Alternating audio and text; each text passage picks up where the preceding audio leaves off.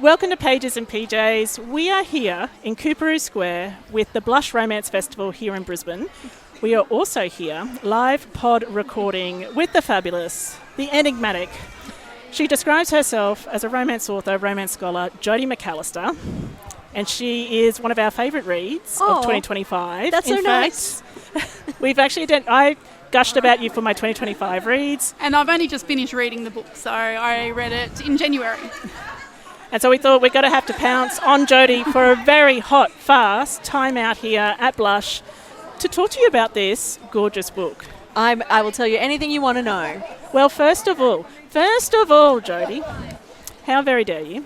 You've written a romance set in academia, and I am a girl who's worked in HR. I have also worked at 4 of the major universities in southeast Queensland, so play your bingo card about which ones they are.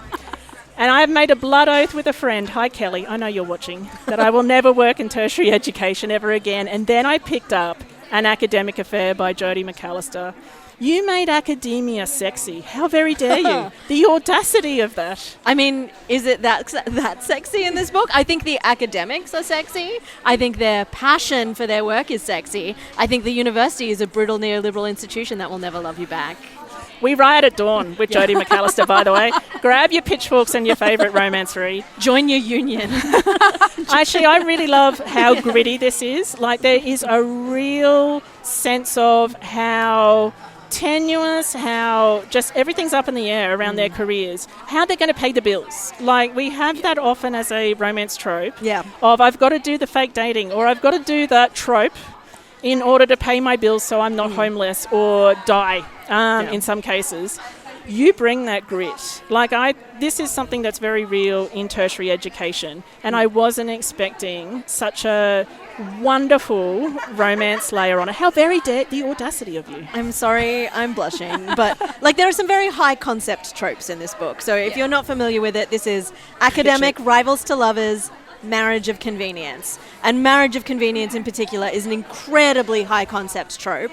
And I get really frustrated when people deploy it or its baby cousin fake dating for what feels like no reason. When they're like, oh, if I don't have a date to this wedding, my mum will be slightly mean to me. I'm like, that's not a good reason. There are other solutions to your problem. So for this one, I initially conceived of this as a fake dating book. I was like, I had met a few people who had done partner hire in academia before, and that little seed had always been in my mind. Like, oh, who could I partner with if I never get a job? That bit is a lie. I never thought of it in that terms. But the first time I met partner hire, it stuck. And so partner hire is real. This is an industrial instrument in order to hire people and move people between institutions. Yeah. I used to write industrial agreements as part of my job in HR. I went, how has she made this sexy? It's not sexy. Industrial relations. Everything that happens in this book has either happened to me or someone I know, apart from the marriage of convenience. But, if someone had proposed that to me when I was on the job market, I really would have thought about it and probably would have said yes, to be honest. So, in this book, they pretend to be partners so they can take advantage of a partner hire clause. Yeah. But to do partner hire, you have to sign a stat dec about the nature of your relationship. Yes. And if they said they were dating and they weren't, that would be a lie. Could go to jail. But if they said they were married and they were... It's true. So that's how we ended up at marriage of convenience, which is a trope you have to earn, I think. Yes. I'm also justice of the peace and eyewitness stat dec. So there were so many layers where I'm like, how is she doing this? The amount of times I said audacity as I read this, and you just brought it on home. And I think we're renaming this podcast episode to Academic Rivalry, also heated. Because they are really rivals. Yeah, they are in a heated rivalry. Yes, and they absolutely hate each other. We all know what that trope is. If you've only heard of heated rivalry, even as memes, you know what that is. But one of the things I think you bring to this book, and I'm going to make an academic pun, so go with me on this, still like me. You've got a double major here in yearning and longing. It's a Bachelor of Yearnalism, if you will. Hello, Emma Mugglestone. I took that off you. I mean, when the initial title I pitched to my publisher for this book was Higher Yearning, and they didn't go for it. And that was going to be one of my questions. Did it have other names? Yeah, this is the publisher came up with this title. My pitch was Higher Yearning, and it got shot down, which maybe in the long run is a good thing. But still, in my heart, is it still called Higher Yearning a little bit? Who could say? Yes. But what was resonating with me, there was a whole other layer for you, Sharyn. I'm over here going, industrial relations are now sexy. I didn't see this for 2025. But what did you find, just the glimmers and the sparks for you? Well, for me, it started out wondering, are we kindred spirits? Look, maybe. Because the whole first few chapters, I'm like, oh my God, she's got red hair, like this whole thing, it's Anne of Green Gables. And then you literally go for Anne of Green Gables.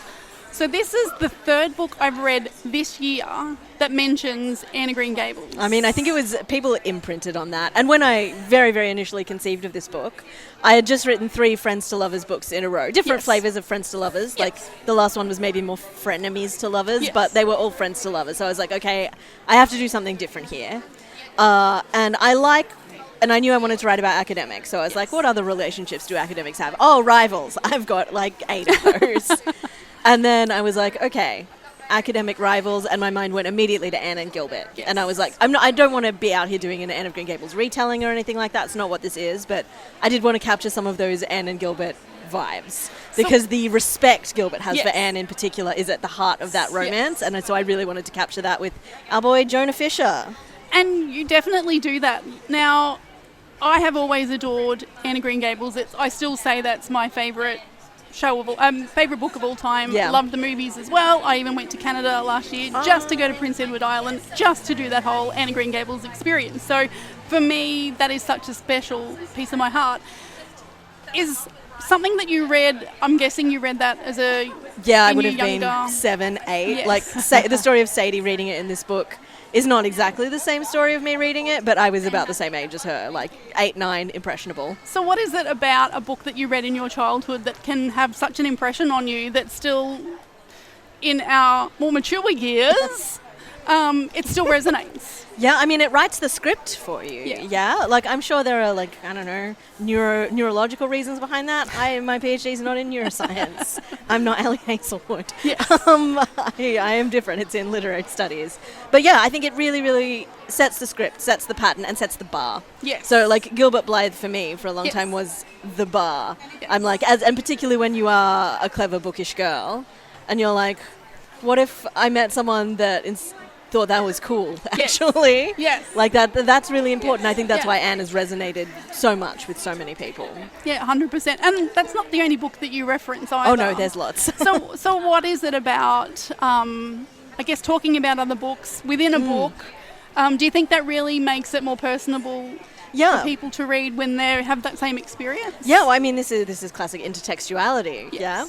And so there are quite a lot of references to famous literary lovers in this book. So we've got some Darcy and Elizabeth, where I think Jonah is actually the Elizabeth and Sadie is the Darcy. Well, that's fair. Who else? Beatrice and Benedict from Much Ado About Nothing. The first couple with real true banter on the stage and bickering, but they bicker because they can't stop talking to each other. Yes. And they obsessively talk to each other and listen to each other because they want to know what the other one is thinking. And so, I mean, this is how the whole history of literature works. We are building on the steps of our forefathers. And so, I mean, I have a lot of romance influences as well, but in there's some Shakespeare. I think from all of that, I think that definitely means we are kindred spirits. Yes. And are you claiming her as your own? Yeah, well, I actually did say how very dare you, so I guess I lost. I know you came into reading romance very late, whereas I've always read romance. So how was that different for your experience? No, I don't think it was. It was just so well grounded in my real life experience. I could follow what you were saying about the industrial relations agreements that are set, workplace agreements, and went, this is all checking out. I can't believe. We made an academic workload model of plot points. Yeah, and really it was one of those moments, it wasn't jarring, it made me sit up and go, I can't believe this is sexy. You've managed to create conflict through a workplace agreement, and it's so Australian, even those terms as well. Rather than just all of a sudden they're married and they're in a workplace. There's like, no. There are legal reasons and things, and they are terrified about being found out. Yeah, yeah. And that it just gave it the gravitas that I loved, because that's the sort of thing I had to do as every other Tuesday. So it was amazing. Well, it was important to me that it feel real, particularly because university is my world, and I was like, look, a lot of romance people will be reading this, but some of my colleagues might read this, and if they're like, that's not what university is like, Jodi, you stupid bitch. I didn't want them to say that. Yes. And so, like, it is a realistic depiction of university. And also because I get frustrated by, real dark academia depictions of university, where it's like, all you do is go to the library and look at the musty tomes. And I'm like, who's teaching your classes? Who's doing your service work? Look, the TA, right? Yeah. Like, this is my great frustration with casual tutors. With Indiana Jones. Yes. I'm like, you're a terrible academic. Absolutely. Yeah. Like, you Yes. There are so many women back at his university that are picking up all his slack. Yes. We ride at dawn. Yeah. All right. Next question. Because I can't see because I'm not wearing glasses. Speaking of glasses. Yeah. Speaking of glasses, that's exactly what I'm going to ask. Sharyn, you're the sweet to my spicy. And Jodi, what really loved about what you've added to the slutty little glasses lore. Yeah. When things are getting sexy, we see Jonah, because we're all about the spoilers, but I'm actually going to do the vagaries around this, but I want to zoom in on the use of glasses. Yeah. You up the tingles and the tension in this scene. It's all about to finally go down in the bedroom, and he grabs desperately, frantically for his glasses because he wants to be able to see everything crystal clear.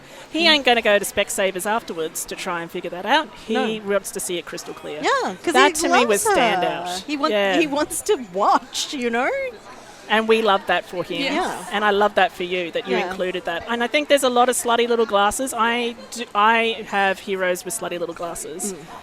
You give us a new benchmark to go, what would Jodi do? What can we put on the page? It stood out for me. Yeah, look, the hero of my next book, which is the sequel to this book, also wears slutty little glasses, and I think his might actually be sluttier. So, though he does not wear sex cardigans like Jonah does. So that's totally a mood for 2025. Thanks, Wicked, and your sex cardigans. And Jonah, for that matter. Yes. Jonah loves his knitwear, and he loves his glasses. Yes. Today on the panel, so we had a lights, camera, love panel that we've just come out of. You've just done the signing. Then we've wrenched you off the desk and chucked headphones on you here at Blussh today. Yeah, it was very violent, actually. They threw me across the room. Violent with love. Yeah. We talked about celebrity crushes, and your other books are all about reality TV. Yeah. You love to do the Bachelor recaps. I do. Those were just utterly hilarious on your social feed. I'm not watching The Bachelor, I'm watching Jodi talking about The Bachelor for my reality TV fix. Yeah. But I was going to say, what do you think works so well about reality TV as that sort of setting for finding romance? Especially when it's kind of fake scripted romance versus the real deal. So when I sat down to write my Marry Me Juliet trilogy, which for anyone who doesn't know is a series of 3 romance novels that all take place on the same season of Legally Distinct from The Bachelor. It's totally different. Yeah, it's called Marry Me Juliet. It's different. Yeah. And all 3 books take place at the same time. And so I always knew I wanted this to be trilogy. And when I sat down and conceptualized it, I was like, what are the most interesting relationships in that setting? What are the most boring ones? And the most boring one is the bachelor and the winner. So I was like, well, we're not doing that. What are the relationships that have the most conflict? Yeah. So we have the Legally Distinct from the Bachelor with a contestant he eliminates on the first night. We have 2 contestants who fall in love with each other instead of with Legally Distinct from the Bachelor. And then we have the villain and her producer. And so I am fascinated on an academic level by reality TV because there's I'm really interested in the difference between what love is and what we think love looks like. Yes. And what we get on reality TV, which, is real but also like scripted and edited and there's a narrative, is what we think love looks like or what we think love should look like. And so I really wanted to explore that tension between the show and the love story they're trying to tell there and the love stories that are actually happening. And that was enormously fun to get my teeth into. Now, for our audio-only listeners, that's the Marry Me Juliet series. But if you're watching on the YouTube, here it was, all over Jodi's face. Look, we put the books in front of Jodi's face, and we're now back. Fantastic. you have just also announced on the panel, and there was a little squee from 2 people. I wonder who they were in the second row. Yeah, I don't know who it was. It was ghosts, I thought. They're totally disruptive.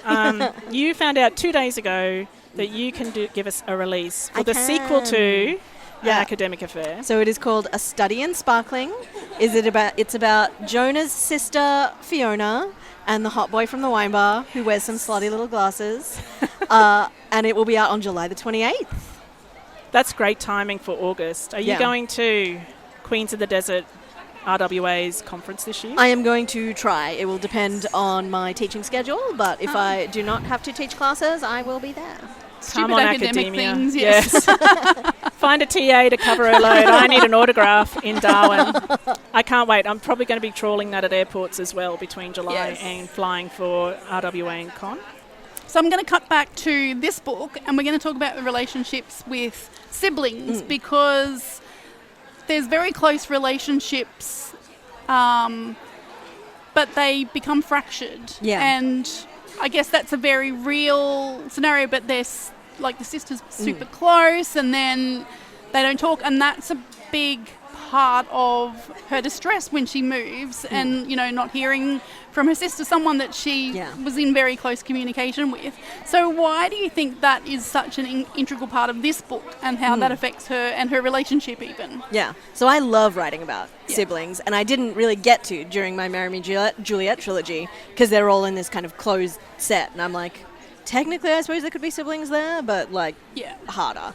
Whereas this, I have a lot of siblings personally, and they're some of the most important relationships in my life, and I wanted to make sure both Sadie and Jonah had other connections, as well as I wanted to set up some more series. And I think relationships like these, we often think about when we're writing a romance, like being able to map it out, like where people are. And I wanted to be able to map out Jonah's relationship with his sister Fiona, Sadie's relationship with her sister Chess, and make sure those relationships aren't just static. It's not like, oh, sister, flat. Because like Jonah and his sister have been distant for a lot of years and they slowly come back together during this book. Yep. Sadie and her sister are incredibly close, and then they have this big fight and then they break up, which leaves her quite isolated, which is something I needed to happen for the plot. Yes. But yeah, I've graphed these out over what I hope will be a trilogy of books. So we get the first piece of the puzzle here with like Jonah and Fiona and Sadie and Chess. We'll get some more in Fiona's book, particularly for Jonah and Fiona. And then hopefully I'll get to explore Sadie and Chess more in what I hope will be Chess's book. Because I thought that was also a lovely connection too. Like it was because of her closeness with her sister is why she wanted to do the whole thing in the first place about the fake marriage, is because not only she can't keep him away from his sister like when her sister is so important. It's her fault that he's not getting she got the job. So I think that's just such a beautiful thing that she shows that, but it's from her own love with her sister, not necessarily for him, but there's still something with him as well. Yeah. That maybe she just hasn't realised as of yet. I got some in the early editorial stages where they were like, do you think this is enough reason for Sadie to propose marriage to Jonah, that she feels bad that he can't be with his sister? So for context, the job is in Hobart. Jonah wants to move to Hobart to be with his sister, who's gone through this messy split and is on her own with her 3 kids. Sadie gets the job and she's like, oh, but I can't leave Jonah behind in Sydney, can I? And my editor was like, do you think the fact that she's got this intense sister relationship is enough of a reason? And I was like, yes. And I will turn up the volume on that until you understand. I agree, because she has that, she understands what that would feel like. And sees the pain that he's going through, particularly with what his sister is going through. And wants to help. So I think that's just another beautiful connection, and that's another thing that he could love about her as well. And she just doesn't realise that at the time. So such a beautiful story. She's very clever, but she doesn't realise what's in front of her face for quite a minute. Exactly. But isn't that true? Of, you know, whomst among us has not been a little bit oblivious at times. 100%. 100%. Now, you have written, in the lead up to Valentine's Day, a conversation article. Yes. And you've been talking about what makes great, successful adaptation from page to screen. Yeah. And we've talked about Heated Rivalry in that, as well as Bridgerton. Like, what are the elements to success? of what needs to be a compelling story that translates from this to our screens. I mean, I think there are a lot of things that go into it, but there are two that I think are really important to draw out, which Joshua Cumbley and I talk about in this conversation article. One is that you've got to remember it's a romance, which means the love plot has to be at the centre. And this is something I think Bridgerton in particular has struggled with a little bit because they're trying to serve this ensemble cast. You get this proliferation of subplots and perhaps the romance doesn't get the attention it deserves. Whereas you look at something like Heated Rivalry and it's like, oh no, this is about Shane and Ilya and some other people are there. And then in Scott and Kip's episode, that episode is about Scott and Kip. Yeah. Yes. And so they keep that tight focus on the couple, which a romance needs to have to function. But also, and perhaps more importantly, romance is inherently a sincere genre. Yes. And if you turn up your nose at it and you sneer at that sincerity or you cringe away from it, your adaptation isn't going to be successful. Just after we published that conversation article, I saw an article about the upcoming Fourth Wing adaptation, and the producer was like, "Don't worry, it's not going to be cheesy." And I was like, "Oh, someone's leaning out.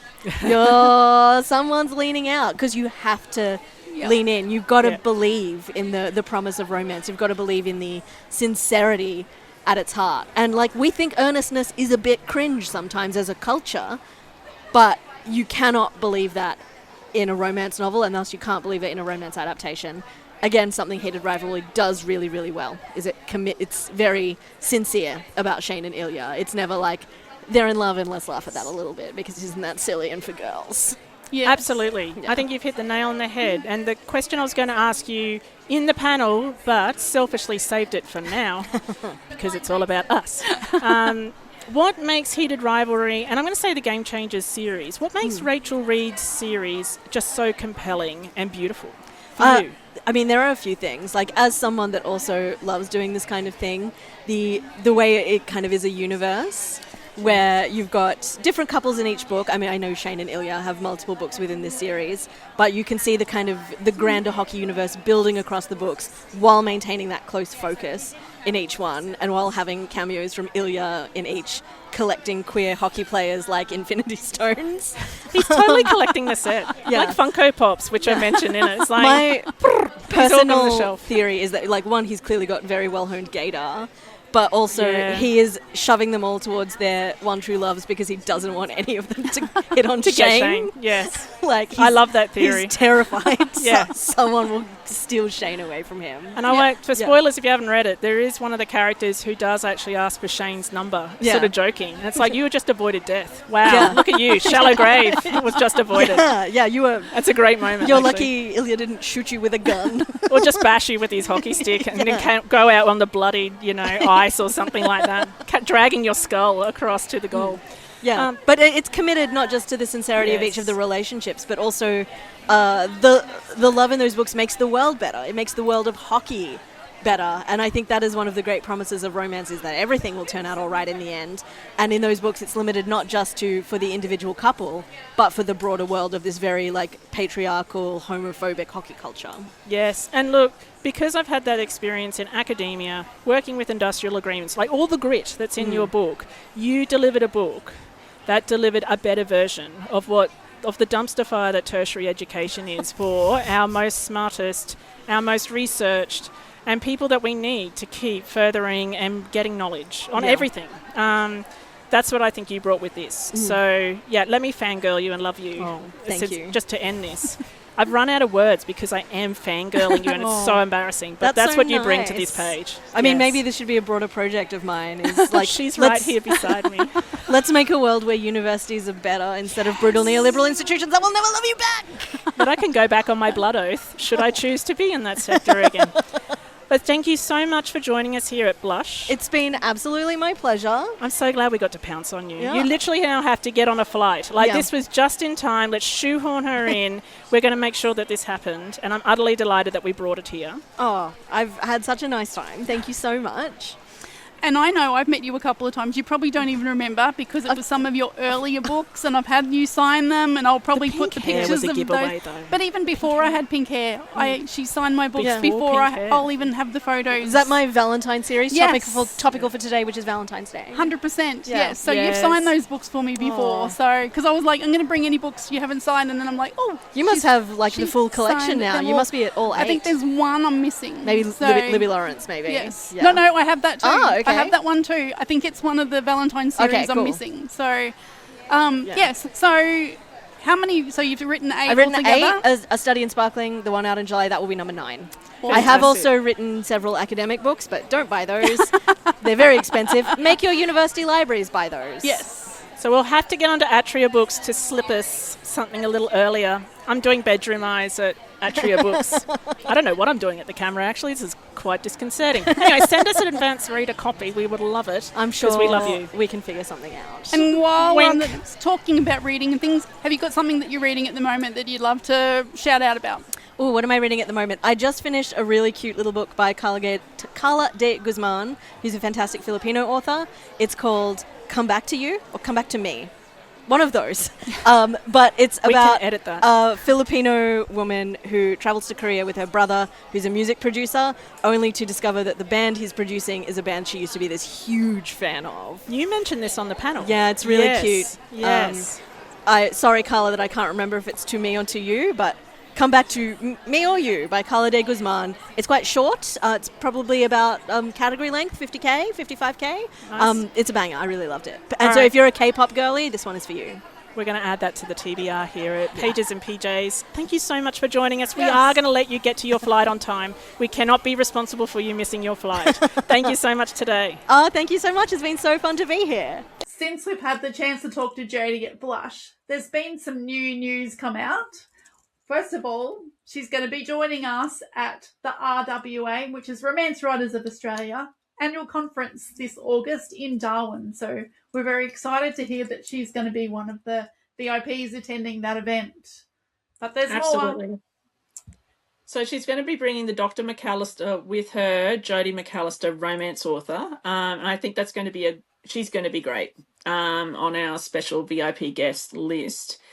But we tried, but we couldn't reveal covers or even titles of her latest Simon & Schuster release that's coming up this year on the 28th of July.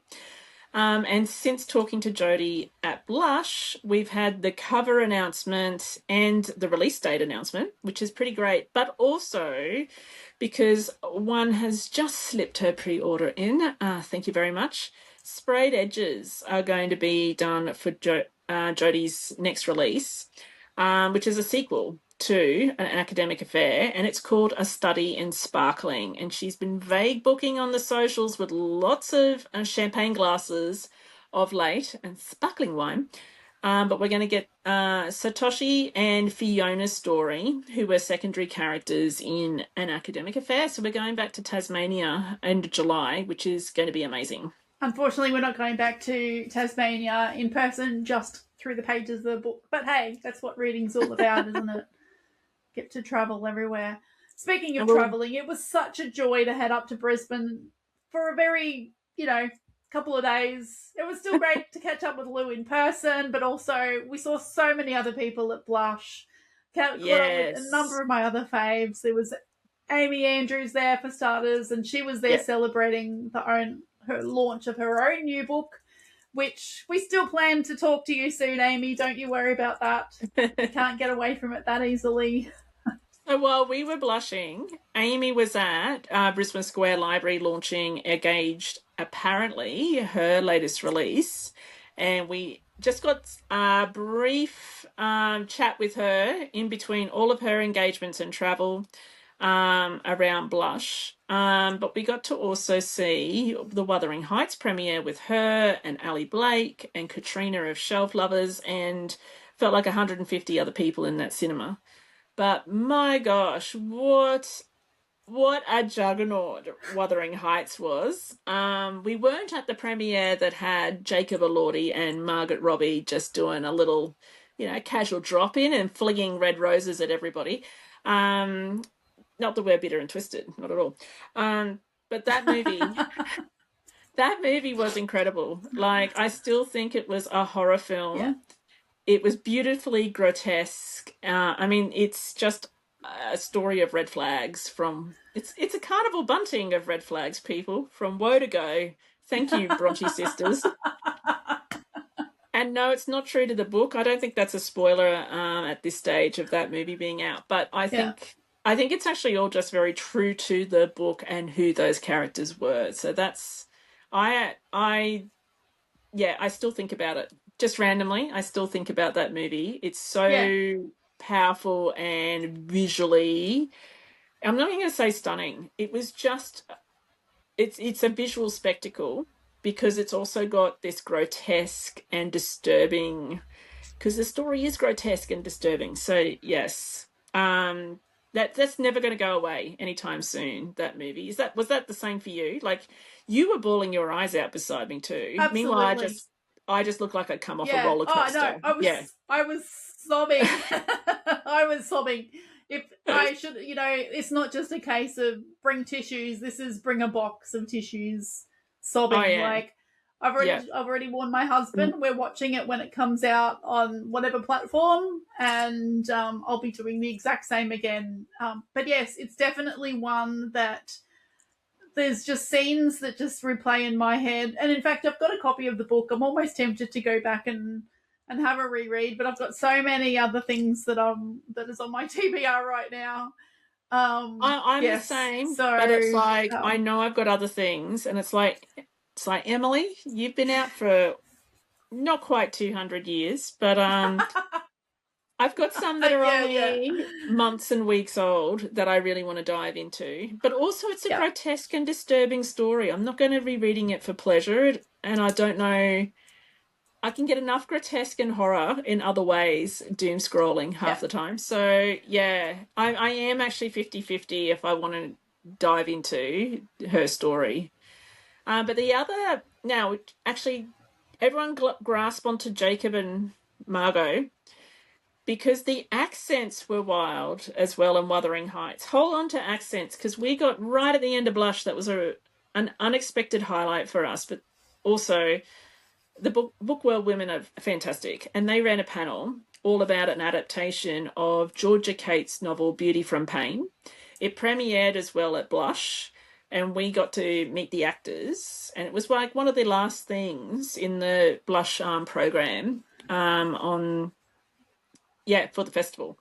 But it was so interesting hearing from Georgia, who was a pre-recorded interview that the Book World girls did with her. And she's from the deep south. Like, the way they actually framed it is that she did come to Australia for the filming or something like that, but she had 4 difficult flights to get from America to us in Brisbane, and most of those flights were her wherever she lives in deep South America, and it felt like she was on the mail-run little single-engine prop planes, sort of bumping along. So, which was also one of those things where you go, that's wild, but... she did make it out here, but she talked about her fascination with, she wanted it to be an Australian hero, and she got so giggly in her pre-recorded interview about how sexy she thinks our accents are. After the night before, we'd been listening to this almost Geordie, but not quite the dark, more accent that Jacob had adopted for this film. And Margot didn't sound Australian one bit either. And then we got to meet the actors from Beauty from Pain. And Jackson and Samantha, like, one of the things that we both said was Jackson and Samantha had those sort of really well-spoken accents that it's neither British nor Australian. It's not Kiwi. It's almost like this universal sort of, I'm going to call it colonial, because it's all that sort of Commonwealth sort of countries... sort of accent. I don't, but to try and throw a dart at where in the world they sound, like there wasn't that sort of Irwin Family-esque kind of Aussie accent that I think Georgia, the author, was so giggly over. So it was, because we were talking about the book and the adaptation, we didn't get to hear, did Jackson have to put on like a g'day mate, crikey kind of accent? We don't know. And we never got into that much around the accents too. But how cool was it sitting in the audience too? Like, if you weren't there, we lost the actors for a while. Divas who have to, run around. But they were doing premiere stuff and there was a slight delay. But we got talking with members of the audience, and we had the homeowners of the locations where they shot this and how you got your house found for locations. So we got all this bonus content, I feel. Did you find that fascinating like I did? I was on the edge of my seat about that discussion. The fact that she had a letter in her mailbox saying, hey, we'd be interested in using your house. And she's like, is this a scam? Like, is this real? Is this a scam? Like, 100%, you just don't expect that's how it had happened. Like, it was a very fascinating interview. I loved it. And, like, thank you to Samantha and Jackson for being MIA for wherever you were. Do that again next time, because the bonus content we got. And snaps to the Bookwell girls for continuing that chat. Because there was also, like, I'm unfamiliar with the story Beauty from Pain. I'm utterly fascinated now since Blussh. But then and this isn't spoilery, everyone was talking about as if you already knew, except us. But apparently there's pole dancing. We don't know why, because it's set at a vineyard. That was very much, it was all about the vines, and Jackson's character was a vineyard owner, manager kind of thing, growing grapes for wine. But there was some aspect of pole dancing, and we got to meet the pole dancing studio who actually taught Samantha how to do. She had never done it before as an actress or as a human being, and she had to go from 0 to 100. And I think they did it in less than 2 weeks. Yeah. All that sort of core work, how to do all the pole routines. I was utterly fascinated just with the work that really went into this behind the scenes to pull it all off for that really quick filming period that they had to do.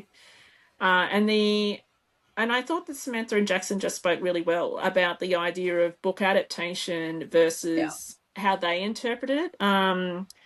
Because Jackson in particular, all right, I'm biased. I got to ask you a question from the floor, but this is something that I talked to you about, Sharyn, about, when you do audio, I'm big on this. When you do audio recordings and you've got voice actors of your stories, you don't then own your story anymore because the voice actors have added to that universe. And it's like, it's suddenly your universe you've created and the story's got broader, and they've interpreted it, all that.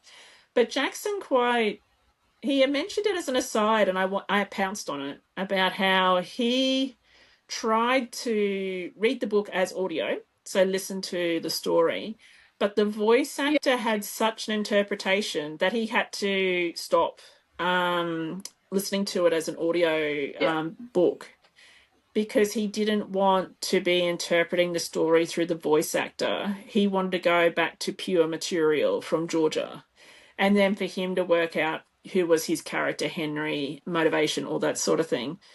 And I found that really interesting. For him that in his discussion, and I think that just added to the panel experience for me. Like, as you're talking about, I guess, interpretations and how true to life or how true to the book things are, because that was a huge discussion around Wuthering Heights. Yes.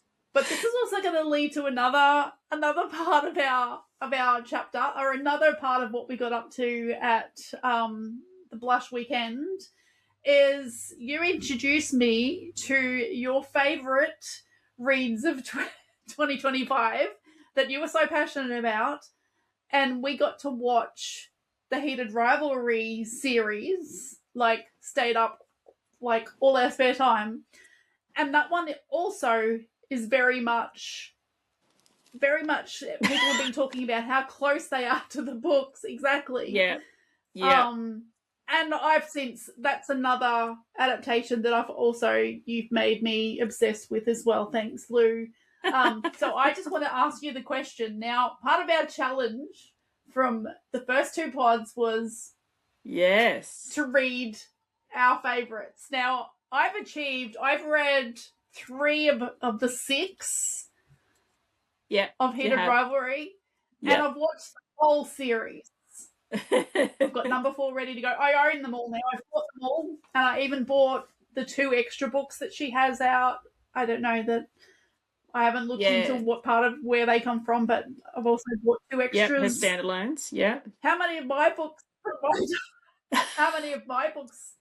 from my top read have you read, Lou? I already know the answer. This is almost like a challenge for myself. You don't know this yet, so I'm quite willing to reveal this on camera with a little blinking record button. I am an Anne of Green Gables virgin. So that was never part of reading. I was like the Nancy Drew, Trixie Belden kind of books. Never Anne of Green Gables when we grew up.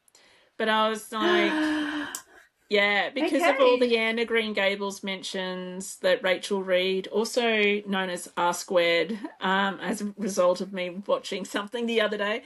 And she lives in Nova Scotia too, which is, Anne of Green Gables adjacent country.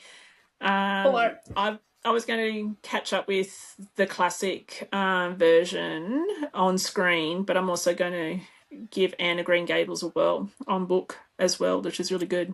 I'll just say I've got several copies of Anne of Green Gables if you want to borrow one, and I also have the series on DVD if you want to borrow that. You know I am of the generation that thrives on DVDs, and yes, give it to me at 1,000 lives. So there, we're all out there. A handover will happen in April. But the other thing is too, you did the Game Changers series. So Heated Rivals just one book. It's actually technically book 2 of the Game Changer series of books. Yeah. You've been doing them as audio, and that's been a really polarizing experience for readers. And we're going to devote an episode all to this. But this is the discussions we've been having, right? Since Blussh, we've all been talking about how do you interpret, how do you adapt from page to screen or pure audio, right, to just pure hearing. And I think that's testament to Sue Ann Chapman, who is the juggernaut, the amazing human being behind the Blussh Romance Festival in Brizzy, because we don't stop talking about the themes that came up this year. It was an excellent program. I got to be a part of the panels too, as, fair disclaimer. Of course you'd say it's fantastic, but actually it was just fantastic. There were so many things were so unexpected. Even when you did prep with your panels as either a moderator or as a part of, the group, there was still, as we are live and talking, microphones are on, and it's like, hey, this never came up as part of prep. This is really quite interesting and fascinating. So there was just so many things shared across, like, how do you cut through algorithms and how do you find readers? Yeah. Where are they? That was a really great panel that I got to lead with Caddy Mason from Books Ever After down in New South Wales, Lauren Jackson. We also had Kai Garvey of Totally Lit, and we also had Sarah Williams as well, podcaster, but also Sunshine Coast Fiction Festival organizer and also author, who kindly actually shared the kismet and serendipity behind how she found her rather famous, Australian famous, audio recorder, male talent of Miles Pollard of McLeods Daughters fame. He was someone you could have bid an auction on at her school fete. My school fetes aren't that great, Sharyn. No offence to my schools. We have no McLeods Daughters actors or actresses giving up their time to come to my kids' school fetes. That's all I'm saying down here. Sorry, I just want to interrupt something about how you said Australian famous with McLeods Daughters.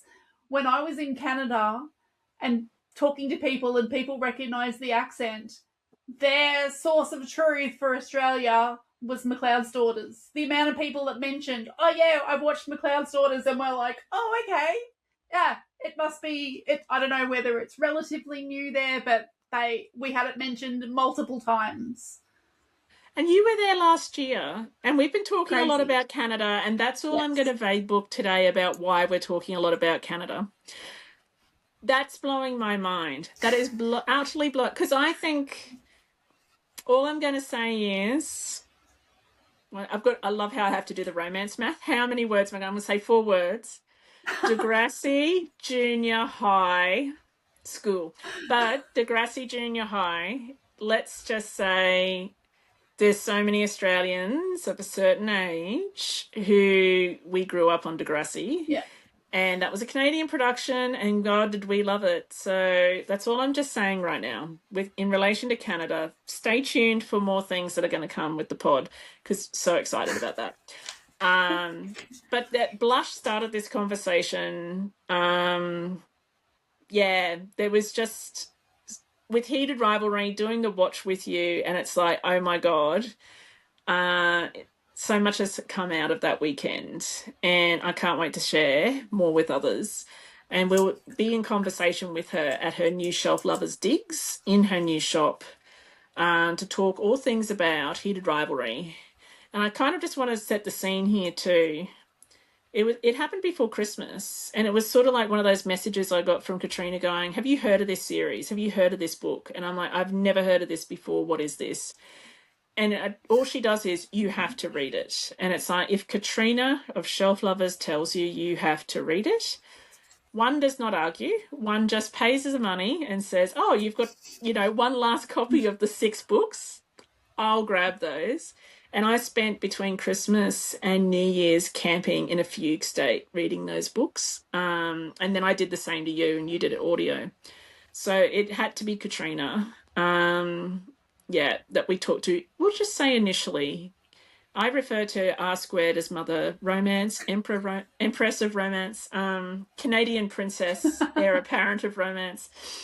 But it'd be great if we can sweet talk Mills and Boone, that we are trustworthy to be able to talk to Rachel Reid as well, amongst her other commitments. So you're just like, hi, Mills and Boone, heart eyes. And that's why I'm sharing with you. This is just so chock-a-block with annotation tabs to be able to talk about that. So we're going to talk about the book. And there's been so many discussions again around adaptation versus the book, and how it's been done. Yeah. And like at the time we're recording, I think they're up for 18 individual awards and a combination of nominations in the award categories for the Canadian version of their awards. So like even having like really nerdy chats with Katrina and others as well. So stay tuned for this. But we've been talking about, because we've been watching Jacob Elordi, right, and Margaret Robbie doing Wuthering Heights. But I've been asking myself, what is the Australian equivalent? Like, have we got an Australian equivalent of this? Of like how Canadian this has been? And that's been really fun. Trying to actually think even like the actors and actresses, who would you gather right now? Because I don't think we have a McLeods Daughters right now. Or maybe we do and I've missed it. I don't know. So there's been lots of nerdy chats of if you were going to do the crikey Heated Rivalry version. Like, I don't think we've got that version. Like, Canada's really hot right now in terms of production. Remember to stay tuned to see what we're talking about next. You can follow us on all the socials. Remember, subscribe on YouTube. Listen to all wherever you listen to your podcasts. And we'll be back again soon with more books, more talk in bed with books.